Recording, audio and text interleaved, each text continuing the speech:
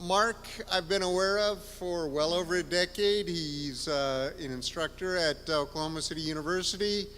My niece was one of his students, and very delighted to be one of his students. I don't know, he's always made sense to me. So with that,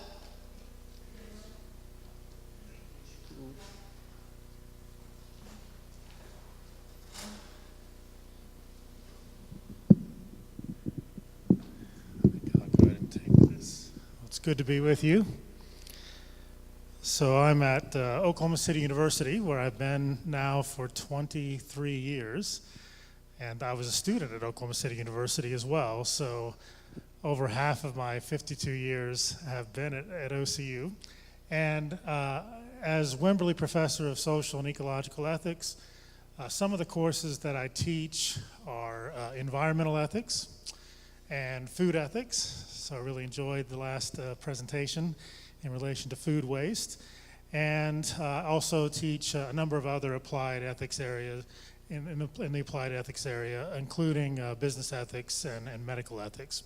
But my main area of focus has been environmental ethics. Both my master's thesis was on ecological ethics, as well as my doctoral dissertation, looking a lot at religious perspectives in relation to environmental ethics and potentially religious motivations in relation to doing something about the environment. So that's related to the topic for today, looking at the urgency of now, which is a phrase that comes from Martin Luther King Jr., and applying that urgency of now to the challenge of climate change and figuring out ways to motivate ourselves to some kind of movement in relation to climate change.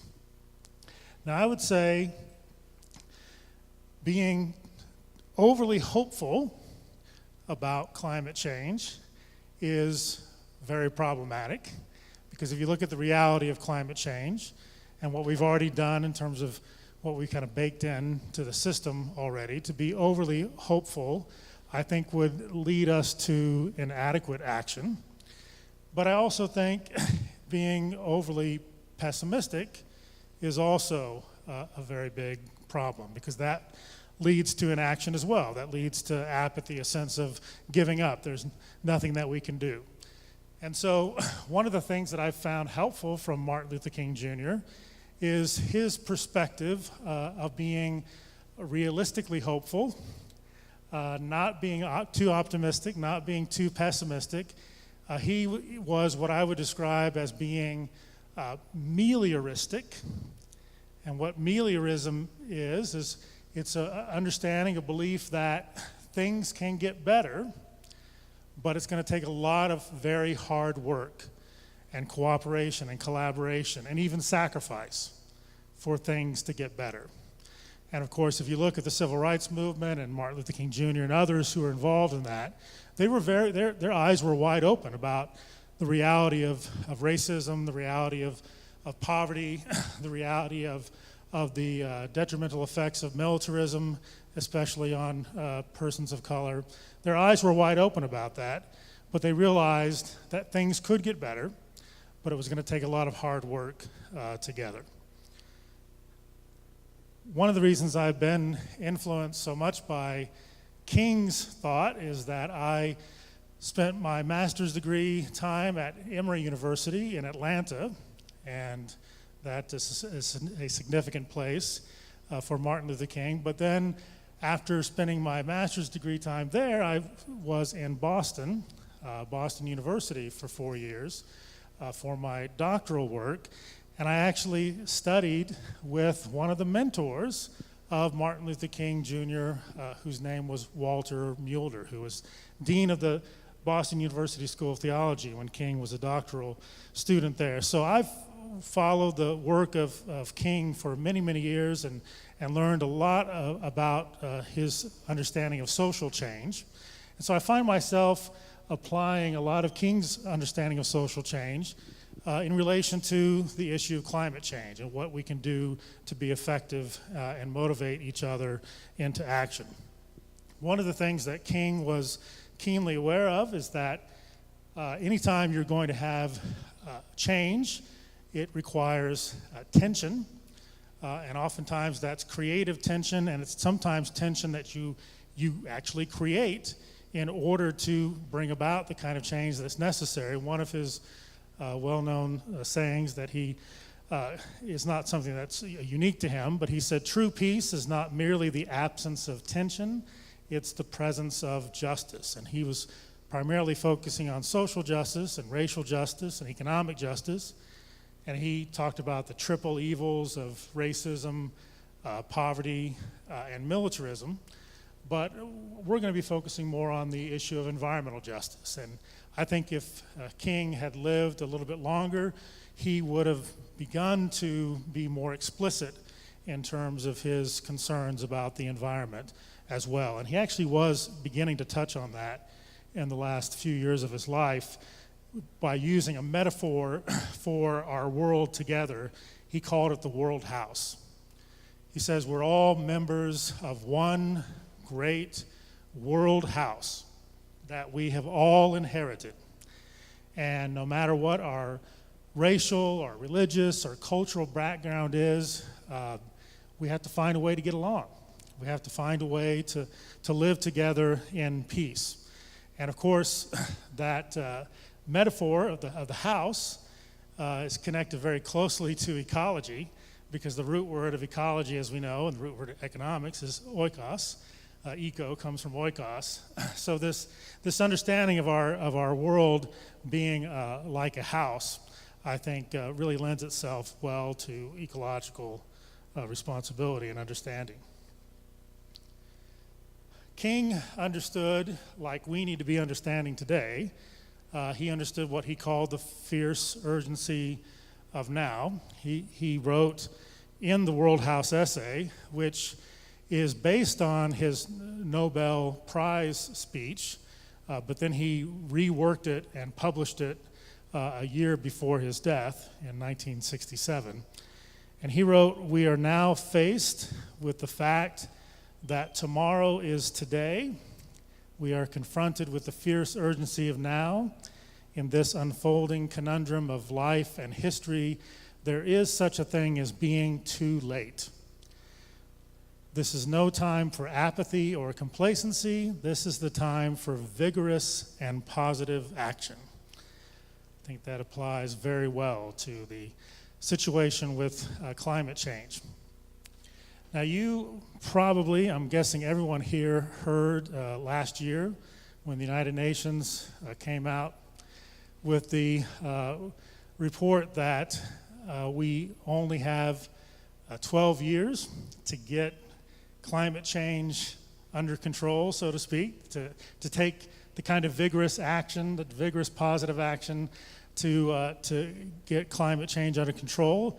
And if we don't do that within the next 12 years, it could get out of control, and we could find ourselves in a situation of what you might call climate chaos. Now, when a lot of people heard that report, I saw a lot of the reactions. I heard a lot of the reactions. Many of those reactions were, only 12 years? We only have 12 years left to do something about this? You know, that's over the top. that's too extreme. That can't be the case. When I heard that report, I was like, we still have 12 years. I mean, to me, that's kind of amazing that we still have 12 years, if that's truly the case, and I'm hoping the United Nations report is correct, because when you think about how long we've known about climate change and how long we've known that human beings are the primary contributors to climate change through our emissions, we've really known, I think, in a widespread way since the late 80s when Hansen came and basically blew the whistle before Congress, but many other people knew long before that. So as long as we've known this and we've continued to emit and see carbon dioxide and methane and nitrous oxide and other greenhouse gases increase, the fact that we still have 12 years is melioristically hopeful. I mean, we still have an opportunity to do something about this, but it is the fierce urgency of now, And there is such a thing as too late, because now it's only 11 and a half years, and I don't want to be in a situation where my future grandchildren are hearing the UN report that says there is no time left, that we've gone past that point. So if anything can motivate us, I'm hoping it is the fact that we have very little time left to do something about this. All of the individual, yes, please.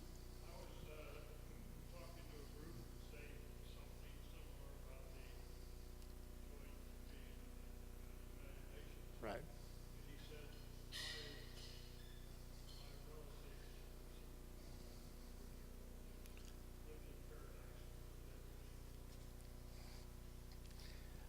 Yeah, I mean, and there are already a number of places that are experiencing this in ways that in this part of the country we haven't quite experienced it yet.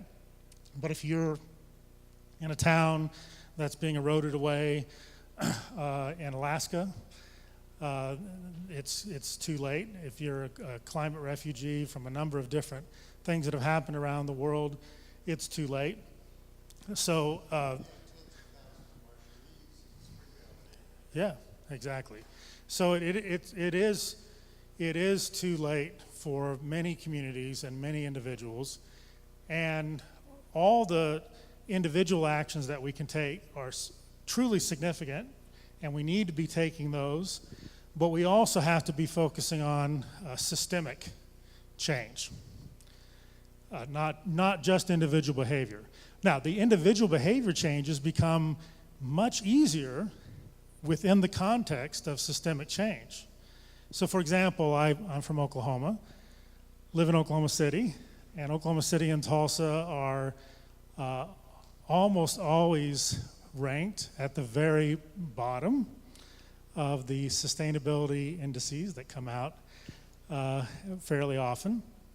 We're not known as a ecologically sustainable state. We're very much focused on the fossil fuel industry, primarily oil and natural gas. Our cities were, for the most part, built in the age of the automobile, so they are sprawling.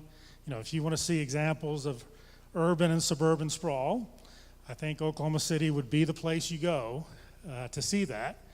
Many years, Oklahoma City's been the largest city in the United States. I don't think we are anymore, but I remember growing up as a kid, that's great, that's awesome, Oklahoma City is the largest city.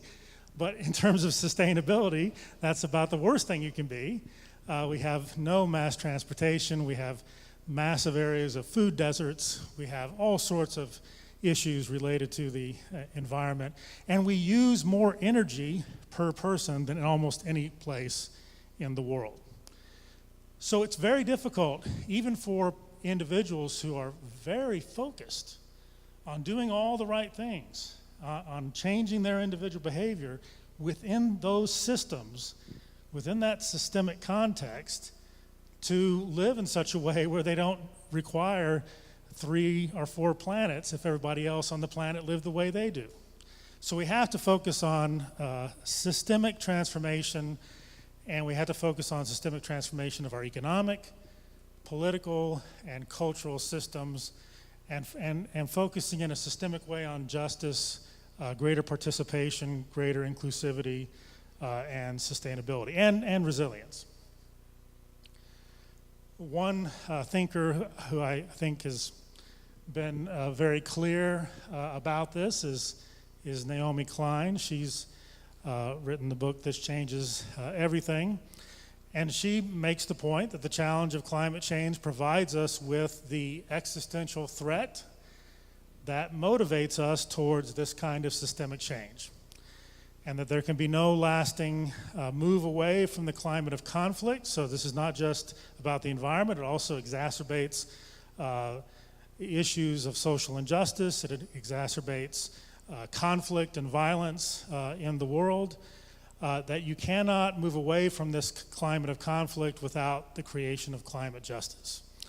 Every factor that you look at that contributes to war and conflict in the world So looking at those triple evils of that Martin Luther King looked at, of racism and poverty and militarism, climate change exacerbates all of those negative factors in the world. But Klein maintains that climate change provides us with an opportunity to see that we need to change everything if we are able to survive as a civilization or even as a species. Well, some of us, when we're thinking about climate change, maybe a little bit like the frog, and that you've probably heard this example given. It's one that I know that Al Gore used on a number of occasions. The poor frog that is in the pot of slowly warming water, and basically says this is just fine, and it's warming so slowly that the frog is not aware that the frog is slowly being boiled. And when you're in places like Arkansas or Oklahoma where the effects have happened more slowly, perhaps it's somewhat easy to be like this frog. It's not urgent. Yeah, it's a little warmer. The growing seasons are a little bit longer than they used to be. Yeah, the rain's coming in different cycles than it normally has, but overall it hasn't had a significant impact on some of our lives. So there's this sense of just kind of complacency. Come on in, the water's fine. But in Alaska, in Miami now, in all different on these islands that are slowly having to be vacated, in areas where there's tremendous drought, tremendous flooding. If you're in Puerto Rico, the water's not fine. In all these places where it's happening more quickly, perhaps it's easier to jump out of the pot. But for some reason, here, especially in Oklahoma, maybe it's because we've got the oil and gas industry constantly telling us that the water's fine, we tend to be more complacent. But we got to figure a way to get out of the pot. Now, the good news is, we know that actually frogs do try to get out of the pot. It's kind of a myth that they don't. they actually do try to get out. And also a good thing is, we're not frogs. We hopefully can be aware of what's happening around us even more quickly than the frogs are, and take the kind of action we need to get out of the water before it boils us. Because if we don't, this is where we're headed. This is where we're already headed. I don't know if you've ever read the book, The Sixth Extinction by Elizabeth Kolbert. I would not recommend you reading it on a day when you're feeling down or depressed. But she points out very clearly, and there are a number of other biologists that have looked at this carefully. E.O. Wilson, Professor Emeritus from Harvard, has looked at this very carefully as well. But we have already entered into the sixth great extinction, and the only extinction that has been primarily caused by one species. All of the five other extinction events were not primarily caused by one species. And so we're in a situation now where we're looking at half of the currently existing species being extinct within the next 100 to 200 years at the current pace. We're looking at a situation where the extinction rate is well over 100 times the normal background rate, maybe even closer to 1,000 times the normal background rate. And of course, climate change is only exacerbating that extinction. I don't think these are things that I need to really look at too closely with you, kind of preaching to the choir. But I do think it's very important for us to be very clear with people about the facts and figures and the indicators in relation to climate change, and make sure that we're teaching the science of climate change effectively and widely. And one of the best places that I have found to go to that's very helpful for the students that I work with in environmental ethics is the climate.nasa.gov, which is their vital signs site. in terms of graphics, in terms of just being very straightforward and very clear about what's happening with every indicator that relates to climate change. I've not found anything more effective than that website. The only other website that I've found that is as effective or is close to being as effective would be the NOAA, the National Oceanic and Atmospheric Administration website, although I've found that website to not quite be as compelling in terms of how it's presented over the past 2 years, whereas the NASA site is just as strong as it always has been. So I think that's a very helpful website to use when helping your friends and family actually see the indicators, because when you see it and you see every single indicator, emissions going up to 410 parts per million, global temperature going up 1.8 degrees Fahrenheit since 1800, when you see the satellite pictures of the Arctic ice minimum extent decreasing 12.8% per decade over the last 3 decades, and also the volume decreasing. When you see the ice sheets losing 413 gigatons per year, and you see the charts that show you the sea level going up 3.2 millimeters per year, when all those indicators are moving in the wrong direction, it's very difficult to ignore what's happening. We all know 2 degrees has been talked about a great deal as being perhaps that point of no return. If we get past the 2 degree mark Celsius, that will have a situation of feedback mechanisms that create uncontrollable climate change. And we know that part of that would be the fact that the permafrost in the Arctic Circle area is melting, and there's a tremendous amount of methane, and as was discussed in the last presentation, 20 to 25 times more potent than CO2. And if all that methane that's trapped in that permafrost is released, that's going to create an acceleration of climate change that we will not be able to control. And many scientists argue that 1.5 degrees is a better marker for us to be focused on. And when the United Nations report came out about 2030 as being, the next 12 years as being the amount of time we have, they're looking at what needs to be done to keep us below 1.5 and at the very extreme below 2 degrees Celsius in change. So if we don't figure out a way, motivation, if we don't figure out a way to stay below that, we're not going to be able to save human civilization. The planet will probably survive, but human civilization will not. I'm not going to test if I can get to the website here, but this is one of those graphics that if you haven't looked at it and haven't shown it to some folks that might have some doubts or skeptical about climate change, this is one of those graphics that I think is extremely helpful. It's kind of it's the global temperature spiral. It's kind of the spiral of death, unfortunately. But it looks at how temperatures have increased since global temperature readings have been taken. I think this is 1850 to 2016, or is it 1880? 1850. That's interesting because most of the really reliable data, I think it's happened since 1884 or so.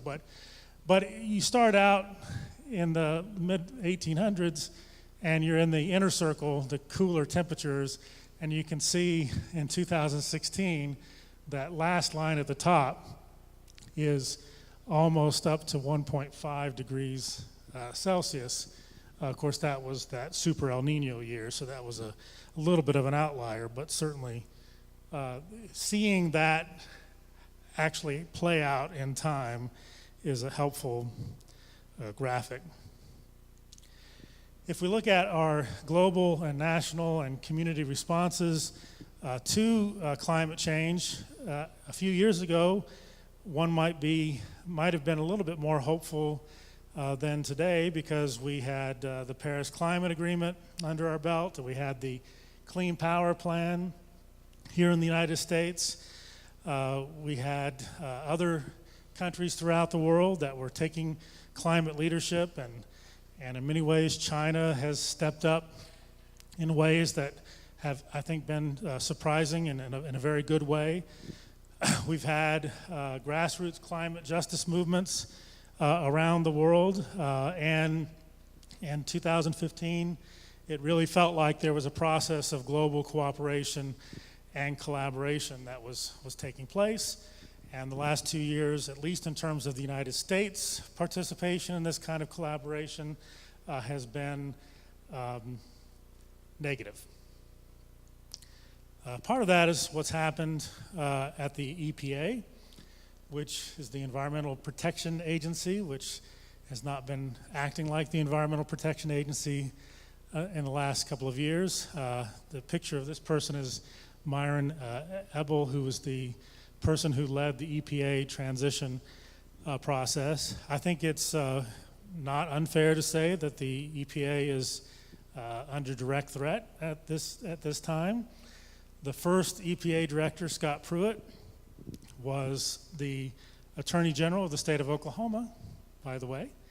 And there were times when he would actually take emails that were written to him by oil companies and just take those emails and cut and paste them and put them out as the position of the Attorney General's office in Oklahoma. So it's not surprising that he was selected to be the director of the EPA, but he is no longer the director of the EPA. Now you have a coal lobbyist who is the director of the EPA. The Clean Power Plan has basically been scrapped. It's not being implemented, and we in the United States were no longer a signatory of the Paris Climate Agreement. And I think we may be one of 2 or 3 countries in the world. So the threat of inaction in relation to climate change has increased tremendously. The economic processes that we need to be focusing on to have systemic change, we need to be thinking carefully about moving away from unregulated capitalism. That doesn't necessarily mean that we throw everything out about capitalism, but we certainly can't have unregulated capitalism. We need to have a more sustainable and regenerative economic system. There could be some capitalistic aspects of that. We need to ask ourselves whether economic growth as the primary indicator for economic health is what we need to continue to have, because we always look at GDP as being the great indicator of whether we have an economically healthy society, but that doesn't necessarily mean it's ecologically sustainable. We have to look at issues of income inequality and inequality of opportunity that exacerbate the poverty that we have in the world. And then we have to look at the relationship between the lack of economic opportunity and conflict. One equation that I use in environmental ethics class that I think is helpful is to look at population times consumption equals impact. Because when we look at the population issue, there's always this tendency for us to think, well, it's just a matter of there being too many people. But it's not just a matter of there being too many people. It's a matter of the people who are here consuming too much. And of course, we consume in very unequal ways as well. And it's not just consumption, it's the kind of consumption. So if you're consuming food that's grown sustainably and it's coming from your local area, that's much different than consuming food from industrial agriculture that comes from 1,500 miles. So the kind of consumption also is important there.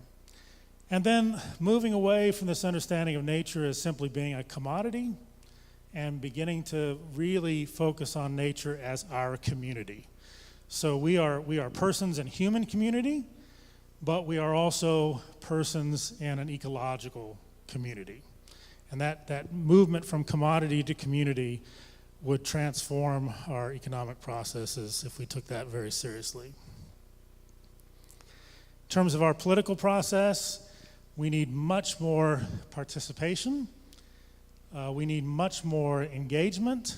We need much less money involved in politics, because that's where the corporate control, especially the corporate control of the fossil fuel industry, is able to really keep a hold of our political processes, and we don't have equitable representation and access to political power because of all that money in politics. A greater representation and participation for women. You've probably heard of the girl effect. I know that in Drawdown this is a point that's made as well. But when women have more participation in economic processes, it becomes a more sustainable society. And also, women tend to have children later in life when they're heavily involved in the economic processes as well. And then a move from corporate power to community power. And then in cultural processes, we have to find ways to celebrate interdependent community and not only tolerate each other, not only tolerate differences, whether those be cultural or racial or religious differences, but to actively work together, to cooperate together, to build bridges with one another, to be involved in service with one another, to tackle these great ecological challenges that we're facing in the world. I have this person's picture here. His name's Eboo Patel. He's the founder of the Interfaith Youth Corps. He's probably the most well-known interfaith advocate, especially at colleges and universities. And he makes this point that we have to move beyond coexistence, beyond simply tolerating each other, and find ways to work together in interdependent community to solve the challenges that we're facing.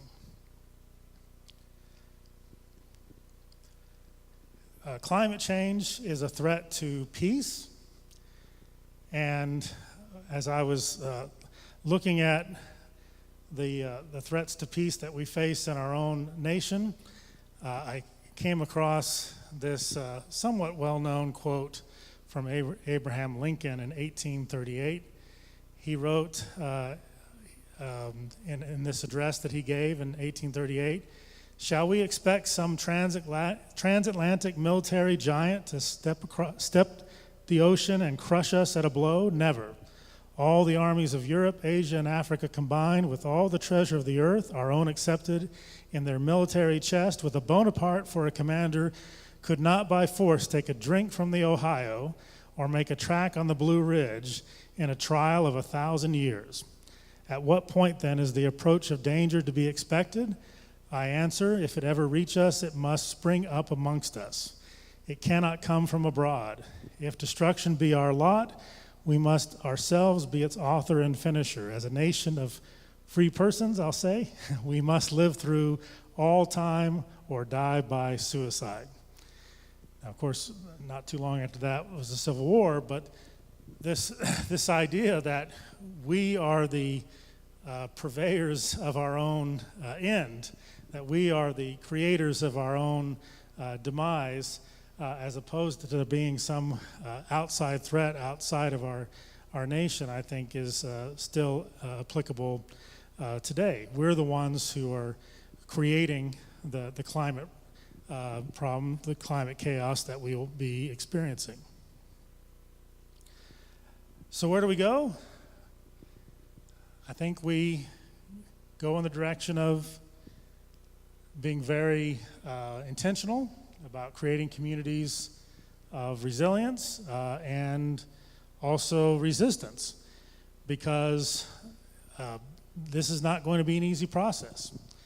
And there are trillions of reasons why there are very powerful entities that will resist these changes. We have trillions of dollars of assets of fossil fuel still in the ground. And corporations will not profit. The fossil fuel corporations will not profit unless that fossil fuel comes out of the ground. And so if we really do only have 12 years to address this, we're not going to see fossil fuel companies simply say, okay, we're going to back off of capitalizing on these assets, on these resources. There's just trillions of dollars to be made there.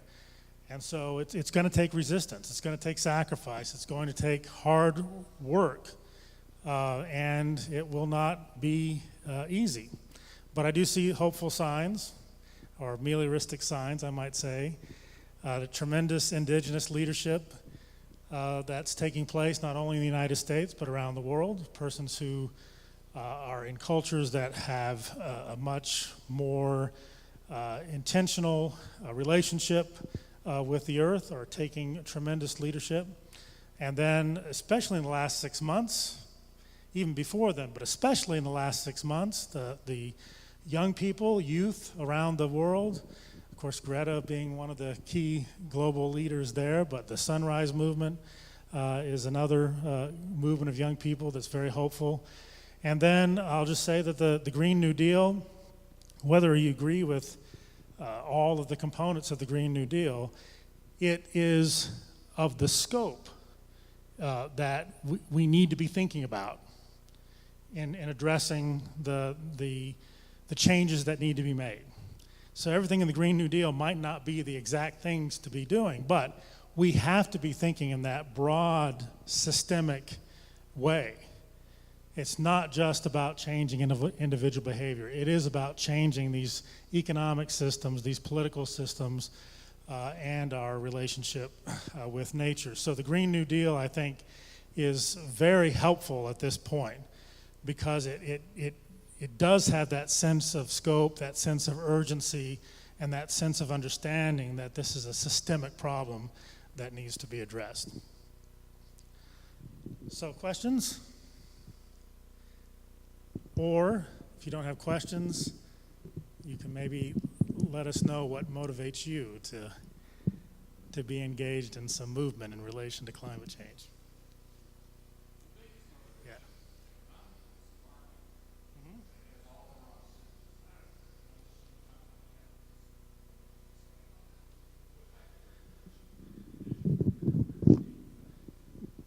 Well, when I'm thinking of regulation, I'm specifically thinking of environmental regulations.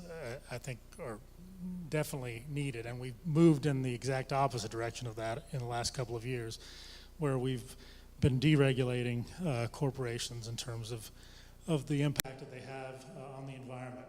But I would say there are certain aspects of our economy where kind of a free market or competition is very helpful in terms of driving efficiencies and creating a diversity of products.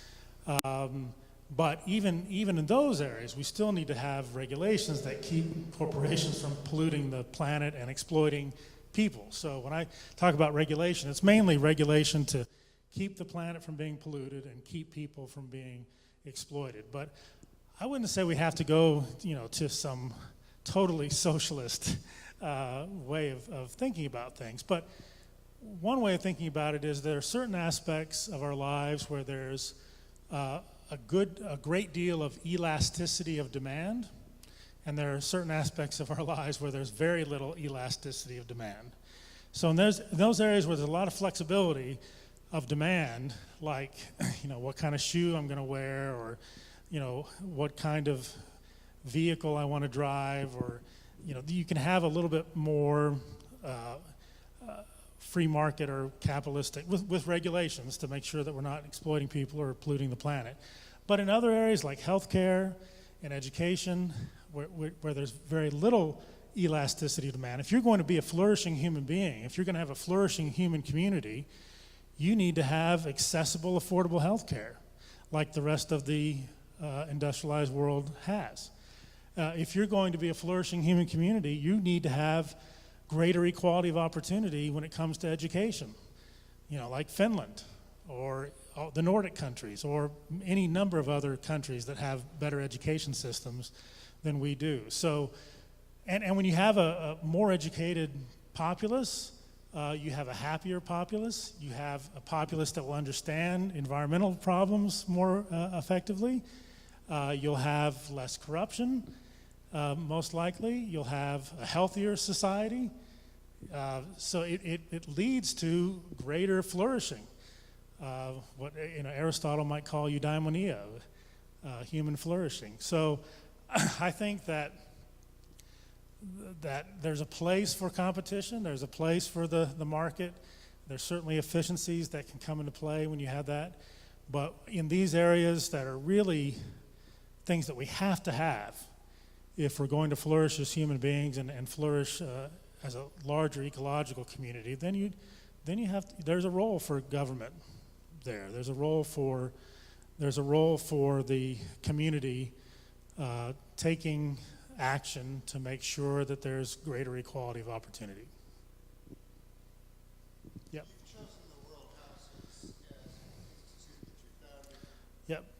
Explain to me, or explain to us how the connection between minority communities, poor people, and climate, explain those connections, those connections. Right. I mean, it's environmental justice, environmental racism. So, I mean, we know that going back to poverty, one of the triple evils of King's work in the World House, we know that race and economic status are key indicators for what kind of impact environmental challenges are going to have on people, and pollution especially. So, for example, the places in the United States with the greatest amount of toxicity, the greatest amount of pollution, are typically areas where there's a larger percentage of people of color living there. The impact of climate change, we know, is going to have an impact, a greater impact on countries that can least afford, on regions of the world that can least afford to address those challenges. So when you have that kind of inequity that's built into the political and economic processes, it ends up, you end up having the effects of those persons who are experiencing those inequities also experiencing the inequity of greater ecological impact, negative ecological impact on their lives. So Houston, for example, one of the places that has one of the worst pollution problems in the world, the part of Houston that has this tremendous amount of toxic waste is primarily a part of Houston where persons of color live.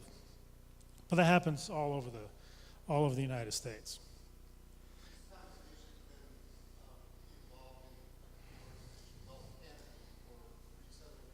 Mm-hmm. Can you address that a little bit too? Exactly. In what way would you like for me to address it?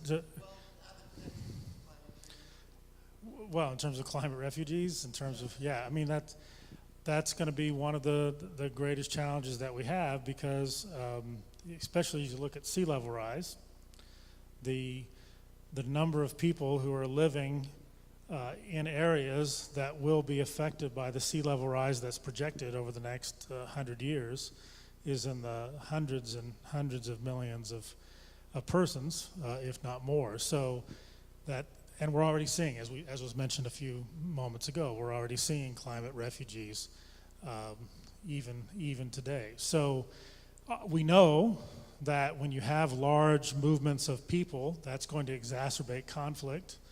That's going to create economic challenges as well.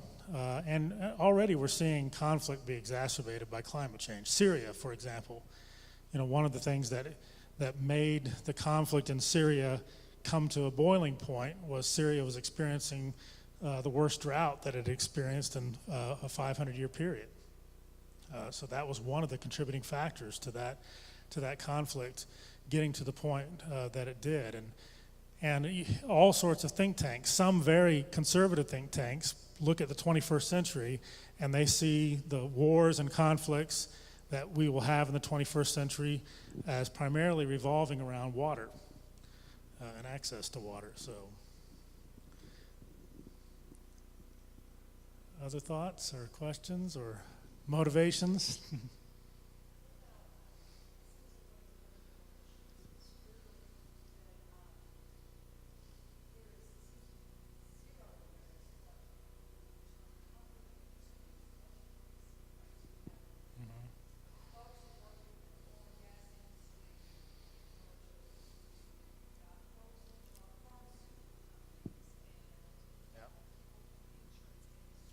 Agriculture also. Yeah.